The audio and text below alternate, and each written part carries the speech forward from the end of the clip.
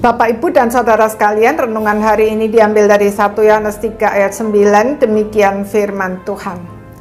Setiap orang yang lahir dari Allah tidak berbuat dosa lagi, sebab benih ilahi tetap ada di dalam dia, dan ia tidak dapat berbuat dosa, karena ia lahir dari Allah.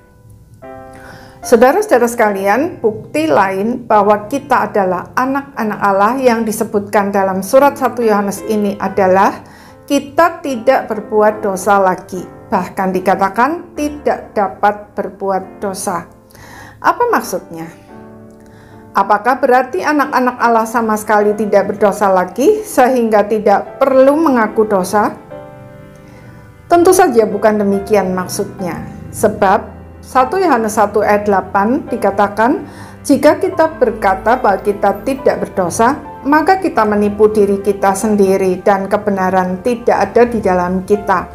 Dan ayat 10, jika kita berkata bahwa kita tidak ada berbuat dosa, maka kita membuat dia menjadi pendusta dan firman-Nya tidak ada di dalam kita. Tidak berbuat dosa dan tidak dapat berbuat dosa lagi artinya tidak lagi berkubang dalam dosa dan menikmatinya. Bahkan membenci dosa sedemikian rupa sehingga kalau jatuh akan menimbulkan penyesalan yang mendalam. Dan oleh karenanya segera mengakuinya dengan tulus dan jujur, menerima pengampunan dan bertobat. Anak-anak Allah bisa bersikap demikian sebab lahir dari Allah. Roh Kudus yang melahirkan kita kembali dan memberi benih ilahi sebagai dampaknya. Bagian Allah adalah memberikan benih ilahi. Tetapi benih tersebut akan tumbuh atau mati tergantung dari apakah kita melakukan bagian kita atau tidak. Ada orang yang sudah lama menjadi Kristen tetapi terus berputar-putar dalam berbagai emosi negatif. Tidak ada sukacita, selalu kalah terhadap godaan untuk berbuat dosa dan lain sebagainya, sehingga tidak dapat menikmati hidup sebagai anak-anak Allah karena mereka tidak melakukan bagiannya. Saudara-saudara sekalian, emosi negatif dan berbagai natur dosa yang lain tidak bisa hilang begitu saja hanya dengan berdoa minta Tuhan menghilangkannya. Kita tidak bisa berdoa, Tuhan ampuni semua dosa saya, baik yang saya lakukan dengan sengaja maupun tidak sengaja. Doa seperti ini tidak akan mengubah apa-apa.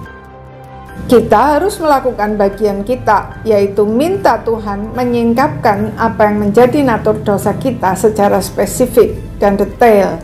Dengan demikian, kita bisa mulai aware atau sadar terhadap setiap dosa yang membelenggu kita, sehingga kita bisa menyebutkannya dengan jelas dan meletakkannya ke kaki salib Tuhan Yesus untuk mendapat pengampunan. Kita juga bisa mengampuni setiap orang yang menurut kita telah berbuat salah terhadap kita. Jika kita melakukan bagian kita dengan setia, maka hati kita akan semakin peka terhadap dosa, sehingga kita bisa semakin cepat bertobat dan dimerdekakan dari semua dosa yang membelenggu kita. Dengan demikian, kita bisa menikmati hidup sebagai anak-anak Allah dengan segala hak istimewa yang menyertainya. Saudara, Tuhan sangat rindu melihat kita menikmati hidup sebagai anak-anak Allah. Dia juga sudah memberikan semua sarana yang kita butuhkan.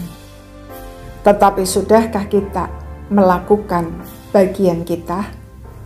Amin.